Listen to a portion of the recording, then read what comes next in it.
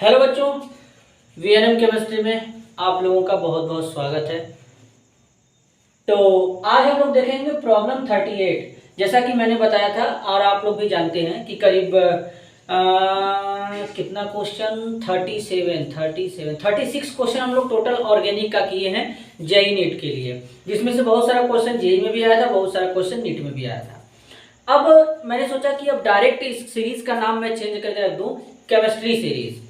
अब केमिस्ट्री में जितने भी क्वेश्चन कराए जाएंगे सारे इनऑर्गेनिक ऑर्गेनिक फिजिकल के होंगे, क्योंकि क्वेश्चन तो सभी आते हैं, तो इसलिए अब इनऑर्गेनिक ऑर्गेनिक भी करेंगे। उसी के आगे मैंने फर्दर ऐड कर दिया प्रॉब्लम 38। तो इसमें क्या है कि ये क्वेश्चन जो है मैच द कॉलम टाइप का क्वेश्चन है। इसमें दो स्टेटमेंट है, मतलब दो कॉलम है, column first column second.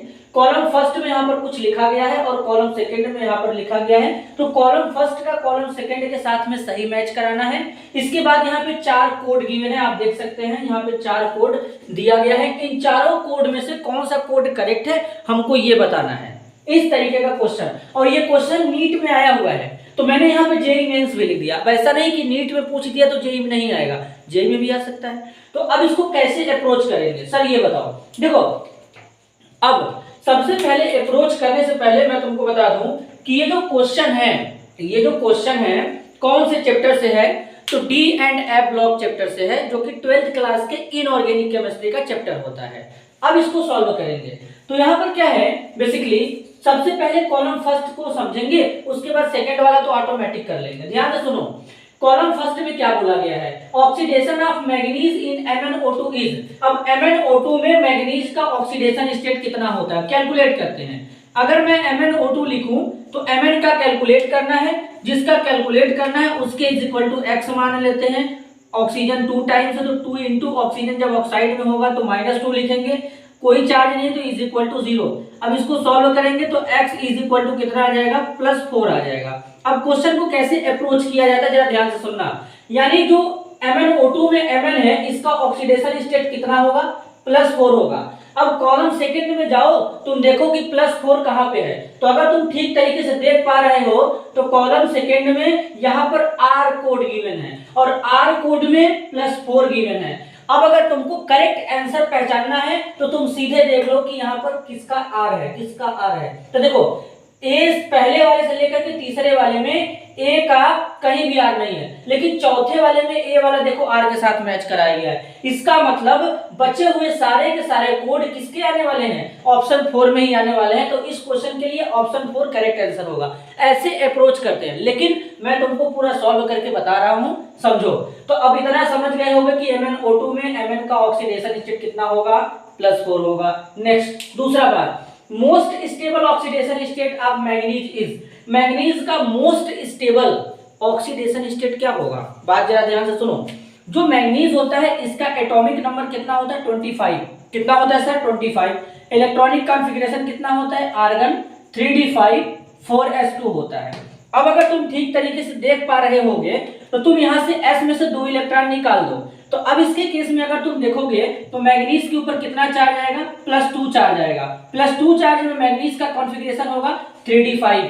d orbital में मतलब d सबसेल में 5 ऑर्बिटल होते हैं। अब यहाँ पर देखोगे तो d5 है, मतलब हाफ फील्ड है, हाफ फील्ड मोर स्टेबल। अब यहाँ से इलेक्ट्रॉन निकालना मुश्किल होगा, तो इसका मतलब most stable oxidation state manganese के लिए क्या होगा, +2 होगा। क्या होगा, +2 होगा। तो बेसिकली यहाँ पर ये जो है किसके साथ मैच करेगा, P के साथ में मैच करेगा।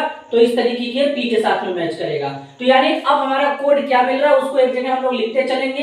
कैसे लिखेंगे, देखो ये वाला किसके साथ मैच कर रहा था, R के साथ में। ये वाला किसके साथ मैच कर रहा है, P के साथ में। अब आगे चलते हैं तीसरे में, most stable oxidation state of manganese in oxide is. जैसे अगर मान लो मैग्नीज ऑक्साइड के साथ आ जाए तो मोस्ट स्टेबल ऑक्सीडेशन स्टेट क्या होगा। तो अगर तुम ठीक तरीके से देख पा रहे होगे तो एक कंपाउंड होता है KMnO4 जिसको पोटेशियम परमैंगनेट कहते हैं। अब अगर इसमें से तुम पोटेशियम को बाहर निकाल दोगे तो यहाँ पर बनेगा MnO4- जिसको परमैंगनेट आयन कहते हैं। अब तुम परमैंगनेट आयन में अगर तुम ऑक्सीडेशन स्टेट निकालो मैग्नीज का तो कुछ इस तरीके से आता है, कैलकुलेट कर लो। x 4 into -2 is equal to -1, क्योंकि यहाँ पर -1 का चार्ज है। x इज इक्वल टू कितना आएगा, +7। +7 का मतलब मैग्नीज के ऊपर कितना चार्ज है, +7 का चार्ज है। ऐसा क्यों हुआ? ऑक्सीजन है भाई, ऑक्सीजन क्या होता है, मोर इलेक्ट्रोनेगेटिव, इलेक्ट्रॉन को खींच लेगा। तो यानी अब तुम जो D5 का इलेक्ट्रॉन देख रहे हो ये भी चला जाएगा, यानी इसमें जो Mn है इसके पास कितना है, वैलेंस शेल में 0 इलेक्ट्रॉन, तो मतलब कितना चार्ज आ गया, +7। तो उस केस में मोस्ट स्टेबल ऑक्सीडेशन स्टेट, यानी एक बात समझो, अगर मैग्नीज के साथ में फ्लोरीन भी जुड़े, ऑक्सीजन भी जुड़े, फ्लोरीन भी जुड़े, ऑक्सीजन भी जुड़े, तो उस केस में मैग्नीज का ऑक्सीडेशन स्टेट कितना होगा, उस केस में मैग्नीज का ऑक्सीडेशन स्टेट +7 की ओर बढ़ेगा। क्यों?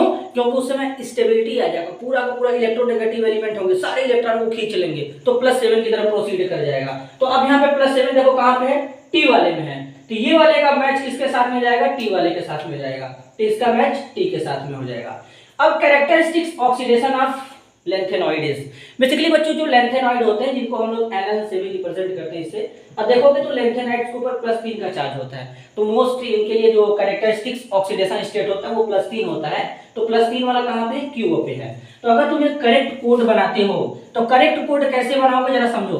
करेक्ट कोड क्या बनेगा, ए का मैच है आर के साथ में, बी का मैच है पी के साथ में, सी का मैच है टी के साथ में, डी का मैच है क्यू के साथ में। तो यानी इस क्वेश्चन के लिए करेक्ट आंसर क्या होगा, ऑप्शन 4 होगा, जो कि मैंने पहले ही बता दिया था, ये करेक्ट कोड होगा। लेकिन मैंने तुमको ये एक चीज एक्सप्लेन करके बताया है। अब एग्जाम में अपने पास इतना समय नहीं कि ये सारा चीज एक्सप्लेन तुम करोगे, वहां पे करने की जरूरत भी नहीं है, नीड भी नहीं है भाई। वहां पे तो तुमको क्या करना है, बस ऑप्शन टिक करना है। तो कैसे ऑप्शन टिक करना है, कैसे अप्रोच करेंगे कम समय में, वो मैंने तुमको सिखाया। लेकिन उसके बाद मेरा काम था कि एक एक बात को मैं डिटेल में एक्सप्लेन करूं, तो मैंने डिटेल में एक्सप्लेन किया। तो इस तरीके से यहाँ पर इसको समझो। इसी तरीके से फिजिकल, इनऑर्गेनिक, ऑर्गेनिक, ऑर्गेनिक तो मैंने कराया ढेर सारा, इनऑर्गेनिक, फिजिकल जो भी बचा है, इनऑर्गेनिक चालू कर दिया मैंने, फिजिकल भी मैं इसी में ऐड करूंगा, और ये सीरीज चलेगा, भर भर के क्वेश्चन मैं प्रोवाइड करूंगा। तो वीडियो को लाइक करो, चैनल को सब्सक्राइब करो, शेयर करो ज्यादा से ज्यादा लोगों तक, ताकि जितने भी इंडिया में मोबाइल बच्चे कहीं भी तुम शेयर करो, पढ़ने वाले हैं देखेंगे। ठीक है, मिलते हैं अगले वीडियो में, तब तक के लिए धन्यवाद।